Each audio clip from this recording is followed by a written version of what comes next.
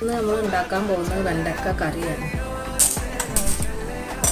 വെളിച്ചെണ്ണ, ഒരു സവാള അരിഞ്ഞ് വെച്ചത്, 4 പച്ചമുളക്, ഒരു തക്കാളി, അരിഞ്ഞ് വെച്ച വെണ്ടക്ക ഇട്ട് കൊടുക്കുക. 2 തണ്ട് വേപ്പില, 2 സ്പൂൺ മുളക് പൊടി, 1/4 ടീസ്പൂൺ മഞ്ഞൾപ്പൊടി, 3 സ്പൂണ് മല്ലിപ്പൊടി ഇളക്കിയെടുക്കുക. ഇതിലേക്ക് ഒരു മുറി തേങ്ങ അരച്ചെടുത്ത് മഞ്ഞൾപ്പൊടി കൂട്ടി അരച്ചെടുത്ത് ഇട്ടൊന്ന് ഇളക്കിയെടുക്കുക. പുളിക്ക് ആവശ്യമായ വാളംപുളി പിഴിഞ്ഞെടുത്ത വെള്ളം, ആവശ്യത്തിന് വെള്ളം ഒഴിച്ച് കൊടുക്കുക.